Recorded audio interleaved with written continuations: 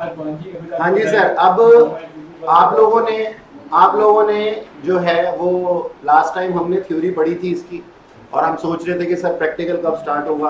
Practical बस अभी थोड़ी देर में स्टार्ट होगा। पीपीई कर रहे थे हम लोग, और उससे रिलेटेड जो बातें थी वो हम लोगों ने अकाउंटिंग स्टैंडर्ड के वे में पढ़ी, और अब आगे कंटिन्यू करते हैं। नेक्स्ट पॉइंट जो है वो हमारे पास में सेल्फ कंस्ट्रक्टेड एसेट्स।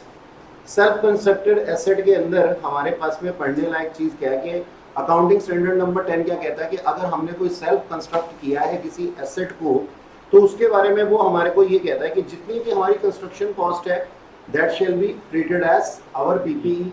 मान लीजिए मैंने एक बिल्डिंग कंस्ट्रक्ट करी है, और बिल्डिंग कंस्ट्रक्ट करते हुए मैंने उसके ऊपर जो भी पैसा लगाया है, लेबर, मटेरियल, जिस भी चीज से वो कंस्ट्रक्ट हुई है, तो वो क्या होती है सर, वो मेरी वैल्यू ऑफ पीपीई में ऐड हो जाती है। आप ये तो नहीं कहेंगे ना कि एक बिल्डिंग है उसकी ईंटें इतनी आई हैं 10 लाख रुपए की, तो सिर्फ वो ईंटों की कॉस्ट ही बिल्डिंग है, नहीं।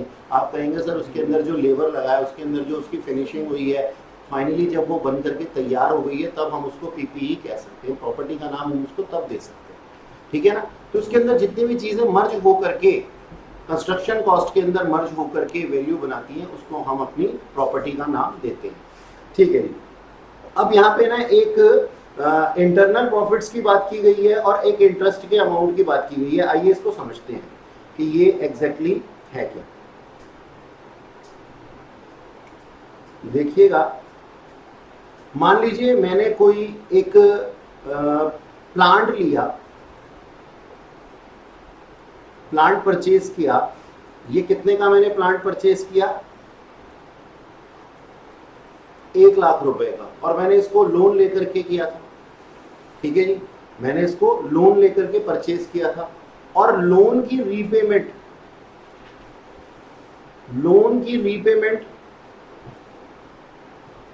डिले हो गई। लोन की रीपेमेंट डिले हो गई, और मेरे ऊपर जो इंटरेस्ट लगा वो लगा 20,000 रुपए। अब क्या आप समझते हैं कि मैं इसको पीपीई के अंदर जोड़ लूं इस इंटरेस्ट के अमाउंट को? नहीं सर, ये रेवेन्यू नेचर का है, ये directly profit and loss account में जाएगा, तो पीपीई की वैल्यू में नहीं जुड़ेगा। ये बात समझ में आ गई आप लोगों को? अच्छा, अब मैं एक बात आपसे ये भी कहता हूं कि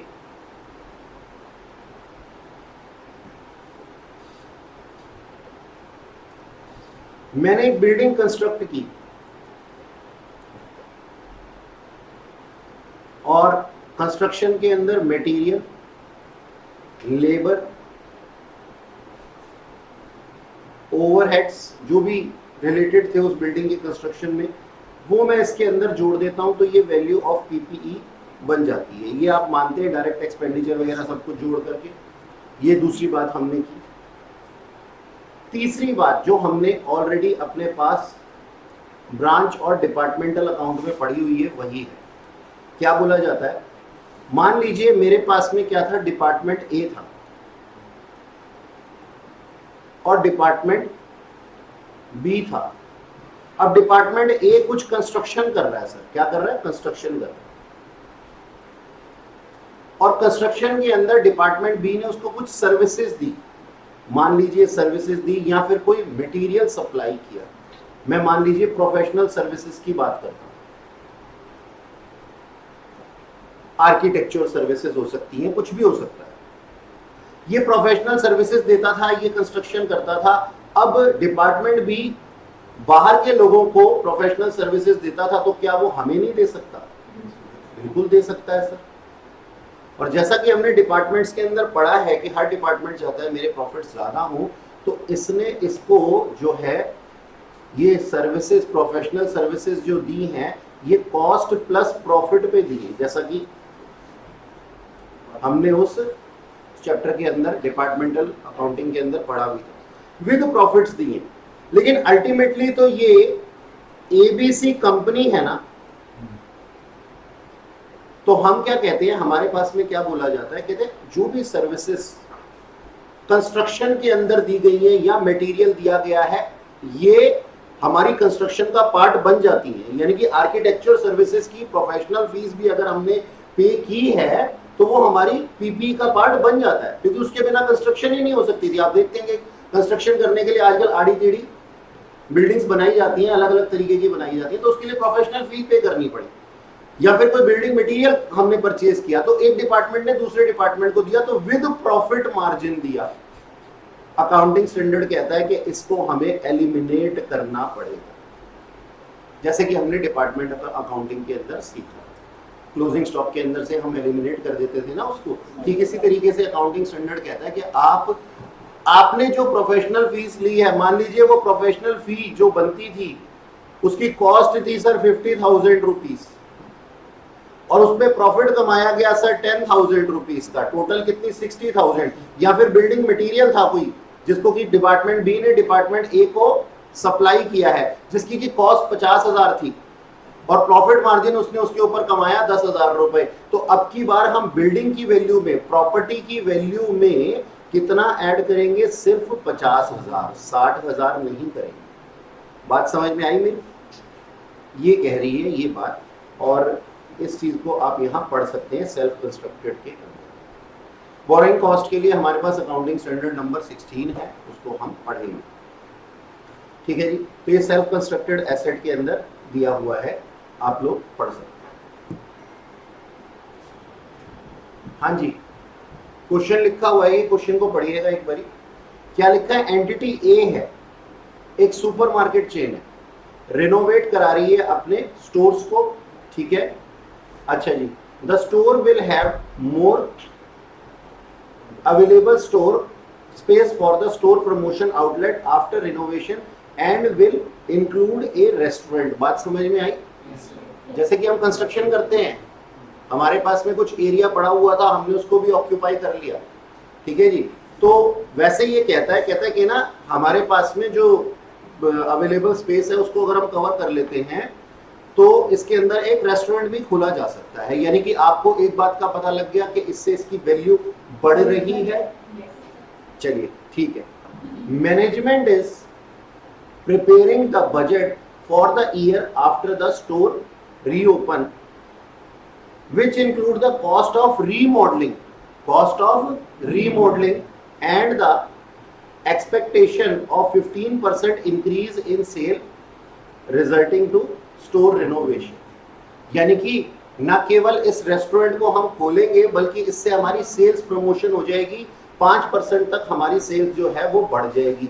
तो बढ़ जाएगी इस रिनोवेशन से, which will attract a new customer। अब ये बताइए कि ये कैपिटलाइज होनी चाहिए रीमॉडलिंग कॉस्ट या नहीं? सर सबको मालूम है। सर ये क्या मजाक कर रहे हो आप हमसे? ये जो कॉस्ट है ये इंक्लूड होनी चाहिए। ठीक है जी, तो यहाँ पे हमारे पास में क्या हमारे को फ्यूचर इकोनॉमिक बेनिफिट दिखाई देता है? हाँ सर, क्या फ्यूचर इकोनॉमिक बेनिफिट दिखाई देता है आपको? 5% सेल्स बढ़ रही है, 15% सेल्स बढ़ रही है, 15% सेल्स बढ़ रही है, ये फ्यूचर इकोनॉमिक बेनिफिट हो गया जी। एक सेकेंड में आपको 2 नंबर मिल गए यहाँ पे। कोई शक आंसर के अंदर? चलिए आगे अगला पढ़ते हैं। 5 मार्क्स के लिए ये पूछा गया था। कहते हैं जी नियॉन एंटरप्राइजेज हैं, ये ऑपरेट करते हैं एक चेन रेस्टोरेंट का डिफरेंट सिटीज के अंदर, और company has acquired new restaurant located in Chandigarh. The new restaurant required significant renovation expenditure. Management expect that renovation will last for 3 months during which the restaurant remain closed. ठीक है जी, अगर हमने काम करने को देना है मजदूरों को तो इसको ये बंद भी रखना पड़ेगा। Management has prepared the following budget. Salary to staff engaged in the preparation of restaurant before its opening 7,50,000 rupees. Salary क्या है जी? हमने जो स्टाफ को एंगेज करना है उसके अंदर 7,50,000 रुपए दी जाएगी। कंस्ट्रक्शन एंड रीमॉडलिंग कॉस्ट कितनी है जी? 30 लाख रुपए है। अकाउंटिंग स्टैंडर्ड नंबर 10 के हिसाब से आप मेरे को बताओ कि क्या ये कॉस्ट इसके अंदर जो है वो इंक्लूड होनी चाहिए या नहीं होनी चाहिए? शांति शांति शांति शांति, 1 मिनट के लिए। हाँ, ये बताइए मेरे को कि आप यहाँ पे 2 तरह के खर्चे देख रहे हैं। ये जो सैलरीज हैं ये कौन सी सैलरीज हैं? नहीं सर, ये सैलरीज लेबर की कंस्ट्रक्शन से रिलेटेड है या फिर स्टाफ से रिलेटेड है? देखो अब आधे बच्चे कंफ्यूज हो चुके हैं, लेबर और आधे क्या? स्टाफ।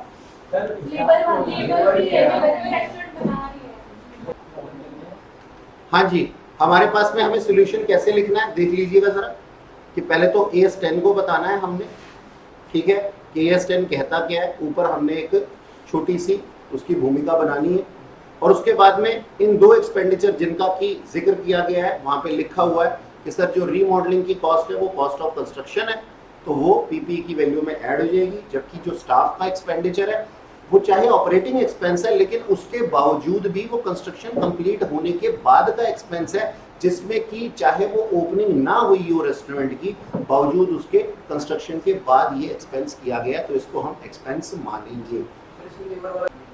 हाँ जी, इस क्वेश्चन को देखिएगा, इस क्वेश्चन के अंदर क्या लिखा हुआ है?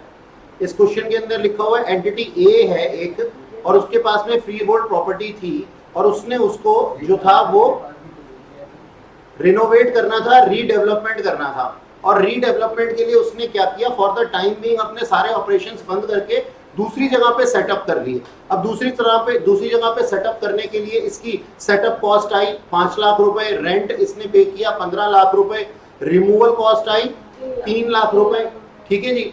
तो ये सब कुछ टेम्परेरी हो रहा है, और जो रिनोवेशन का खर्चा है ना, केवल उसी को हम पीपीई की वैल्यू के अंदर जोड़ सकते हैं, और ये जो बाकी एक्सपेंडिचर है ये सारे अलग जगह पे हो रहे हैं, तो ये पीपीई के अंदर नहीं जोड़ेंगे। तो इसके सोल्यूशन में यही चीजें लिखी हुई हैं, आप पढ़ सकते हो। आपको पहले इसकी एक बेस बनाना है आंसर लिखने के लिए, और बाद में अपना कंक्लूजन देना, ठीक है जी। इस तरीके से हमें काम करना।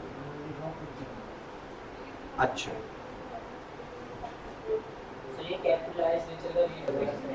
ये देखना सर, अगला क्वेश्चन करते हैं। ये न्यूमेरिकल क्वेश्चन है, पढ़िएगा जरा इसको, क्या लिखा हुआ है इसके अंदर। एबीसी लिमिटेड ने इंस्टॉल किया है नई प्लांट एंड मशीनरी। इसकी कॉस्ट जो है, अब ध्यान से सुनिएगा, इसकी कॉस्ट जो है उसके अंदर इनवॉइस प्लस टैक्सेस है। सर टैक्सेस जो है ना वो इंक्लूड नहीं होते कॉस्ट में, अगर वो रिफंडेबल हो या उसका क्रेडिट मिल रहा हो। लेकिन यहाँ तो ऐसी कोई इंफॉर्मेशन, चेक कर लो ऊपर से नीचे तक, ऐसी कोई इंफॉर्मेशन नहीं दी। तो क्या होगा सर, फिर ये इसकी वैल्यू में इंक्लूड हो जाएगा, क्योंकि हम ये मानेंगे, नीचे एक नोट डाल देंगे, we are assuming that the taxes are non refundable और we are not able to take its credit. Okay, ठीक है जी। तो ये हमारी कॉस्ट का पार्ट हो गया, ऐड हो जाएगा। इनिशियल डिलीवरी और handling cost, yes sir, add हो जाएगा। कोई साइट प्रिपरेशन, हाँ सर, ऐड हो जाएगा। कंसेंटेंट कंसेंटेंट को हमने कुछ अमाउंट दिया था, किसके लिए? एडवाइस करने के लिए, एक्विजिशन ऑफ प्लांट। बोलो ये क्या है? प्रोफेशनल फी है, ये प्रोफेशनल फी है, होगा प्रोफेशनल फी। अच्छा एक बात बताओ ना, अगर वो हमारे को, मैं बताता हूँ, जो लोग कह रहे हैं ना नहीं होगा उनको बता रहा हूँ, अगर वो हमारे को अपनी क्या नाम है राय ना दे, तो हम इसको अच्छे से सेटअप कैसे कर पाएंगे? तो ये इसके लिए जरूरी है, और जो कॉस्ट उसके लिए जरूरी होती है वो इंक्लूड हो जाती है उसकी वैल्यू, ठीक है जी। अच्छा आगे क्या लिखा हुआ है?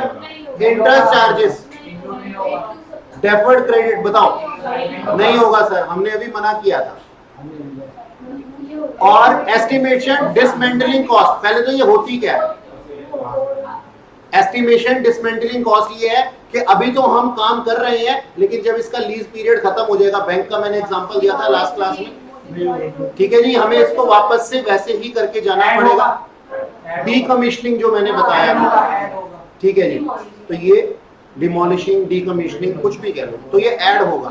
Operating losses before commercial production, वो जियो वाला एग्जांपल याद है, मैंने कहा था अपने कस्टमर के हाथ में दे भी दिया है और उससे कुछ चार्ज नहीं कर रहे, वो सेल्स एंड प्रमोशनल एक्सपेंस की तरह से माना जाता था, तो वो ऑपरेटिंग एक्सपेंस है, ठीक है जी। तो ये नहीं आएगा यहाँ पे, ठीक है। अब सबको ऐड कर देंगे, सबको ऐड कर देंगे और जिसको नहीं लेना उसको नहीं लेंगे, तो हमारा आंसर हमारे सामने आ जाएगा 43 लाख। बताइए कोई इसके अगर आपको 5 नंबर दे दे तो इसमें कोई मेहनत लगी आपको? जी नेक्स्ट 7th है हमारे पास में।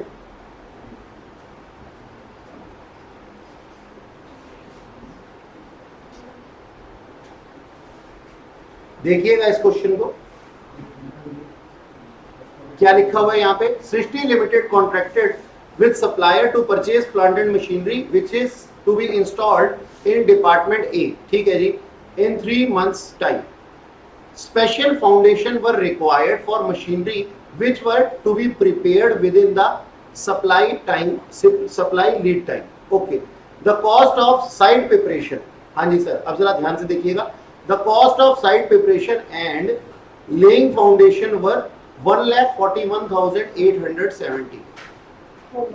ठीक है जी, हाँ होगा नहीं होगा वो बात की बात है, हम ये बेसिक कॉस्ट के अंदर इंक्लूड कर देंगे, मतलब हाँ ये हमारे पास में जो है ये 1,41,887 रुपीज पीपीई का वैल्यू के अंदर इंक्लूड हो जाएगा, क्योंकि ये जरूरी थी। These activities were supervised by technician during the entire period who was employed for this purpose 45,000 per month। 45,000 रुपए की उसकी सैलरी थी। आगे बढ़ो आगे बढ़ो। The technician services were given by department B। Department B, अच्छा, to department A which billed the services at 39,500 per month after adding profit margin।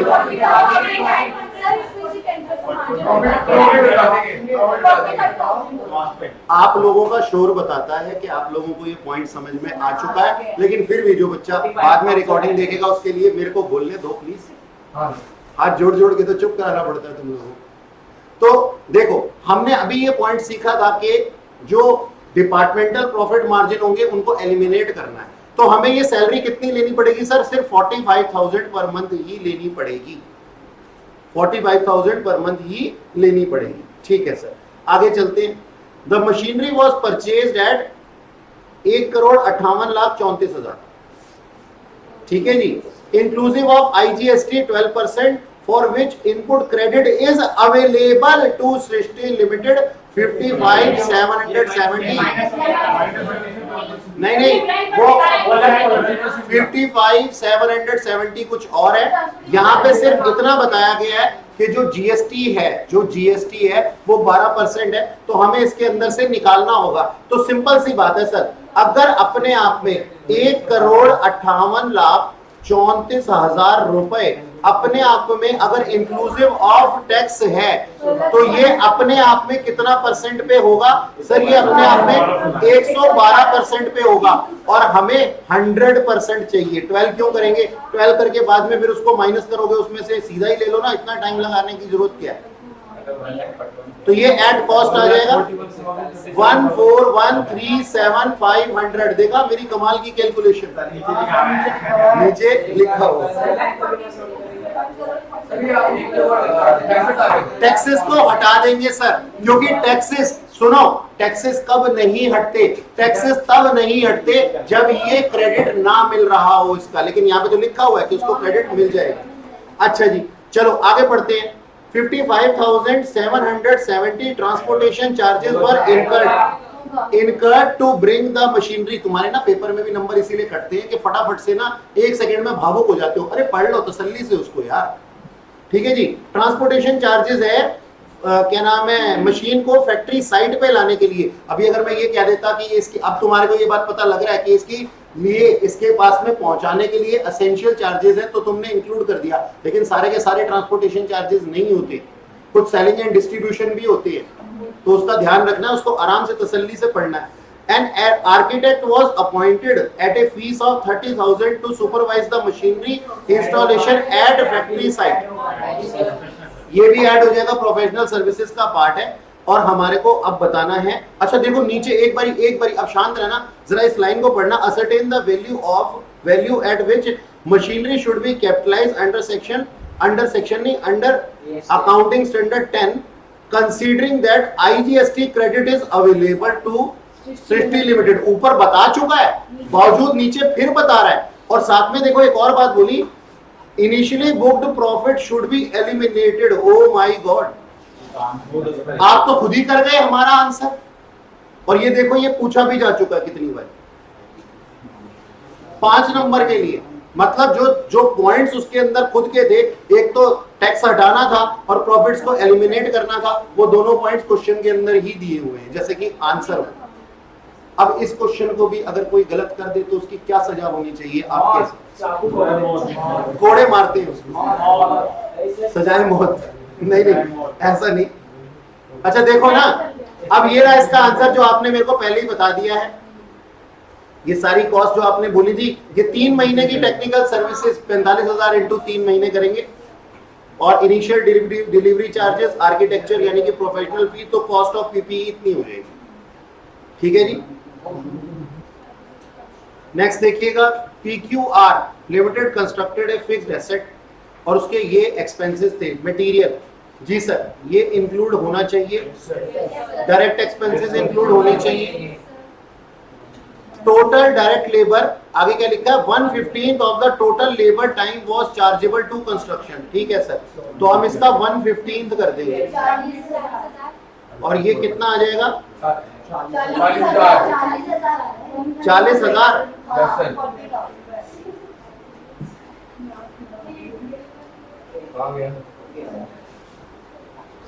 40,000, ठीक है। अच्छा इसके बाद क्या लिखा हुआ है, total office and administrative expenses 4% chargeable to construction. बताओ लेने चाहिए कि नहीं लेने चाहिए? लेने चाहिए, 4% लेने चाहिए। तो 9 लाख का 4% हम कर देंगे, कितना आ जाएगा? 36,000।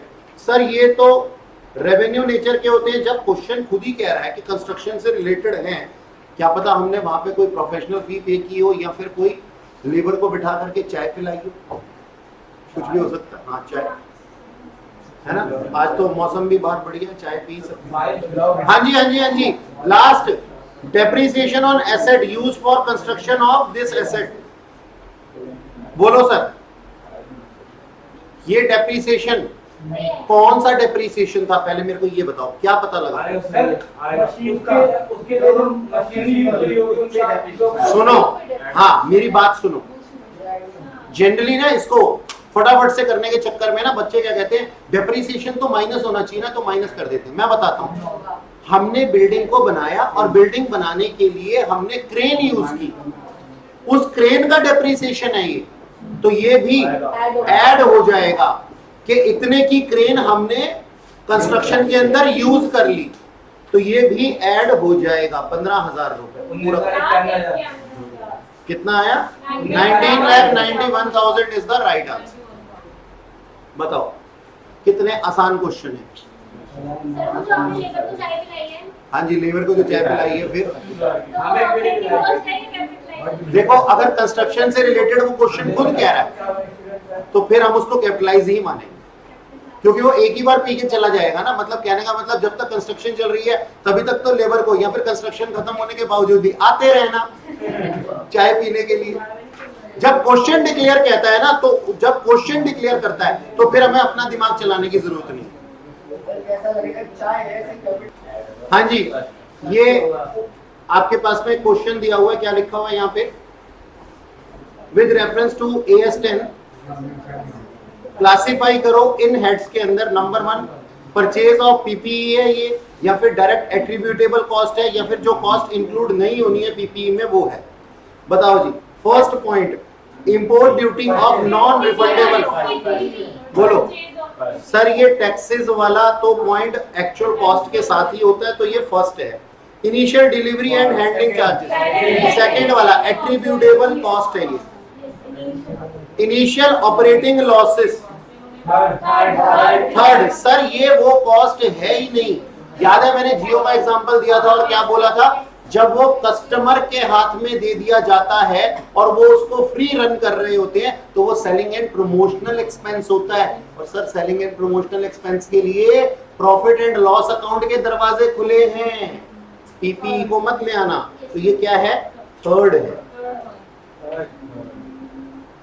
अच्छा जी, cost incurred while an item capable of operating in the manner intended by management has yet to be brought into use of operated at less than full capacity. पहले तो इसका मतलब बताइए मेरे को कि इसका मतलब क्या है। जो हम टेस्ट चेकिंग कर रहे थे ये उसकी बात कर रहा हूं, जो मैंने अभी बताया था आप लोगों। अच्छा, फिर क्या कहते हैं? डिस्काउंट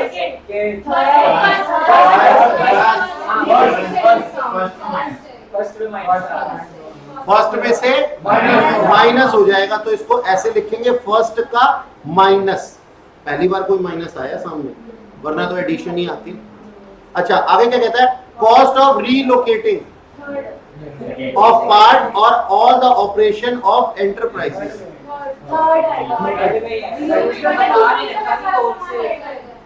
ये पहले तो है क्या? नहीं, मैं ये जानना चाहता हूं आपसे कि ये एग्जैक्टली है क्या?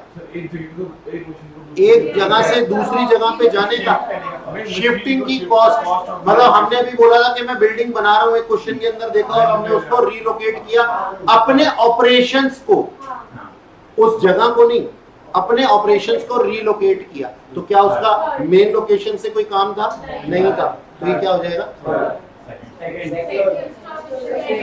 इनिशियल असेंबली कॉस्ट एट्रीब्यूटेबल है सर, तो second. Cost of site preparation second. Administration and general overhead fourth point. Sir initial testing करते हैं हम और उसके अंदर हम कुछ पे कर रहे होते हैं लेकिन हमें रिसीव नहीं हो रहा होता, उससे हमें लॉसेज हो जाते हैं। इनिशियल टेस्टिंग सुनो, दो तरह की है, मेरी बात सुनो। एक तो हमने एम्प्लॉइज को दे दी और एक जनरल पब्लिक को दे दी, उसको हम सॉफ्ट टेस्टिंग कहते हैं।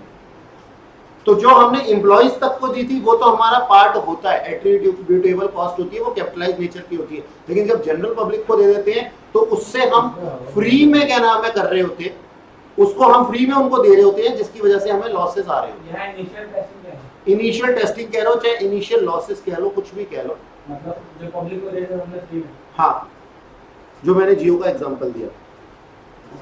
हाँ जी, ये क्वेश्चन देखना, इसके अंदर लिखा हुआ है an amusement park has soft opening for public to trial run its attraction और टिकट सोल्ड की गई हमने 50% डिस्काउंट्स पे, 80% कैपेसिटी पे इसको खोला गया। ऑफिशियल ओपनिंग का जो डे था ना अम्यूजमेंट पार्क का, वो बाद में था और अभी ये सॉफ्ट ओपनिंग की गई है ट्रायल्स के लिए, ठीक है, और फी भी कम रखी गई है। तो जाहिर सी बात है 80% कैपेसिटी पे खोला है और 50% डिस्काउंट दे रहे हैं, तो लॉसेस होंगे हमारे। तो ये जो इनिशियल लॉसेस होंगे ये पार्ट ऑफ पीपीई नहीं होते, ये ऑपरेटिंग कॉस्ट होती है। यही लिखा हुआ है यहाँ पे आपके आंसर के अंदर, पढ़ सकते हैं। लेकिन जवाब आपको ऐसे ही लिखना है, तैयार ऐसे ही करना है। ऐसे ही लिखने का मतलब ये नहीं है कि ये लैंग्वेज ये लिखनी है, लेकिन उसके अंदर कंटेंट पूरा होना चाहिए कि अकाउंटिंग स्टैंडर्ड नंबर 10 उसके बारे में क्या कहता है, ये ऐसा है तो क्यों है, ये ऐसा नहीं है तो क्यों नहीं है, और लास्ट में कंक्लूजन प्रॉपर देना है हमारे को आंसर। डिपेंड करता है कि वो 5 नंबर का क्वेश्चन है या 2 नंबर का क्वेश्चन है। अगर तुम 10 लाइनें लिखने के लिए या एक पेज भरने के लिए बैठ गए हो 2 नंबर के क्वेश्चन के लिए, तो ये काम गलत है, सिर्फ कंटेंट लिख करके छोड़ो।